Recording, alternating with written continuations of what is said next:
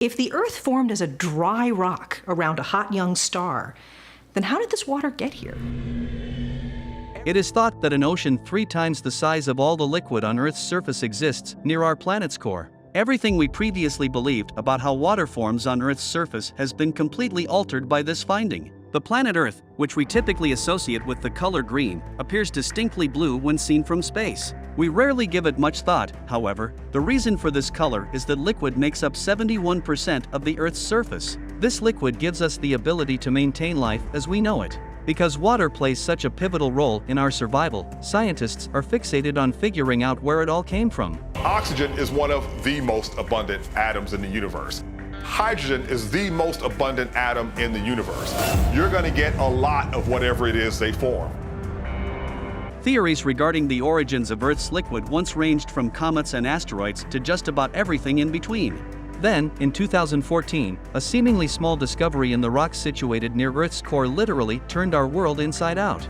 According to futurism, science suggests that we are standing over a massive ocean that gradually oozed out from within the planet to create the atmosphere we know as home. The finding of Earth's core ocean alters our understanding of the planet's inner workings. It doesn't simply suggest that we'll have to rethink our academic scientific diagrams and charts. Additionally, it challenges the long-held theory that asteroids and/or comets transported water to Earth. An opposing view that is currently gaining ground claims that our planet irrigated itself utilizing a hidden internal liquid supply. How do we know this information? This most recent discovery is still being investigated, but it all began when a group of scientists under the direction of geophysicist Stephen Jacobson examined the earthquake waves that echoed through the Earth's bedrock.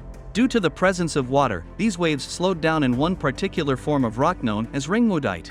According to researchers, the ringwoodite is like a sponge, soaking up water. There is something very special about the crystal structure of ringwoodite that allows it to attract hydrogen and trap water. This mineral can contain a lot of water under conditions of the deep mantle. Scientists don't mean a massive moving liquid like the oceans we typically observe when they assert that there is likely a vast ocean beneath our feet. They are describing an ancient ocean preserved inside of these sponge-like rocks contained in the Earth's mantle. According to a global investigation, the region that separates the Earth's upper and lower mantles includes a significant amount of water. The research team used methods including Raman spectroscopy and FTIR spectrometry to examine a rare diamond that had taken form 660 kilometers inside the Earth. The investigation supported a long-held notion, according to which ocean water travels with subducting slabs and enters the transition zone. This implies that the interior of the Earth is a part of our planet's water cycle. Professor Frank Brenker from the Institute for Geosciences at Goethe University in Frankfurt notes that these mineral transformations considerably restrict the movements of rock in the mantle. For instance, mantle plumes rising hot rock columns from the deep mantle occasionally come to a standstill just below the transition zone. Mass that is moving in the opposite direction also stops moving. Frank further added, "It is frequently difficult for subducting plates to penetrate the entire transition zone. As a result, there is a vast cemetery of these plates in this region beneath Europe." However, up until this point, it was unclear what long-term consequences the sucking of material into the transition zone would have on its geochemical makeup and whether there would be more water present. Brenker clarifies, additionally, deep-sea sediments are piggybacked into the interior of the Earth by the subducting slabs. Large amounts of CO2 and water can be stored in these sediments. However, it remained unclear until today how much water actually enters the transition zone in the form of more stable, hygrous minerals and carbonates, making it difficult to determine whether significant amounts of water are actually stored there.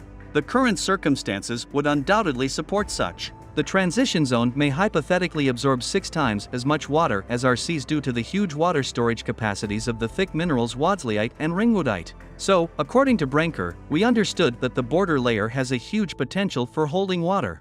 However, we weren't sure if it actually accomplished that. The solution has now been revealed by a global investigation in which the Frankfurt geoscientist participated.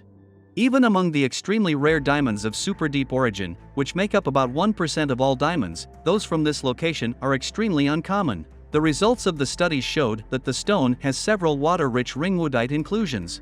The study team was also able to determine the stone's chemical makeup. It was almost identical to virtually every piece of mantle rock discovered in basalts found anywhere in the world. This demonstrated that the diamond unquestionably originated from a typical component of the Earth's mantle. According to Brenker, this study has shown that the transition zone is not a dry sponge, but holds substantial amounts of water, And this also gets us one step closer to Jules Verne's idea of an ocean inside the Earth. The distinction is that instead of an ocean, Brenker said that there is hydrous rock, which neither feels wet nor drips water. However, due to the stone's small size, it was unable to pinpoint its particular chemical makeup. It was also unclear how typical the initial study was of the mantle as a whole, as the diamond's water concentration might potentially have been a product of an unusual chemical environment. The 1.5 centimeter diamond from Botswana that the research team examined in the current study, however, included inclusions that were large enough to allow for the precise determination of its chemical composition.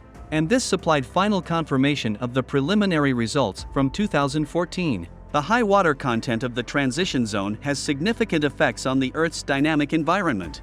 Hot mantle plumes rising from below that become trapped in the transition zone are one example of what this results in. There, the water-rich transition zone is heated, which causes the emergence of new, smaller mantle plumes that then take up the water that has been stored in the transition zone. The following occurs if these smaller, water-rich mantle plumes travel further upward and cross the border to the upper mantle. The mantle plume's water content is discharged, lowering the developing material's melting point. As a result, instead of melting just before it reaches the surface as is typical, it melts right away. The rock masses in this part of the Earth's mantle are no longer as tough overall, which gives the mass movements more dynamism. The transition zone, which otherwise acts as a barrier to the dynamics there, suddenly becomes a driver of global material circulation. This discovery can lead to a great revelation in the coming days, and we can find the new ocean under the Earth. We hope this information is useful to you, and for more such info, stay curious.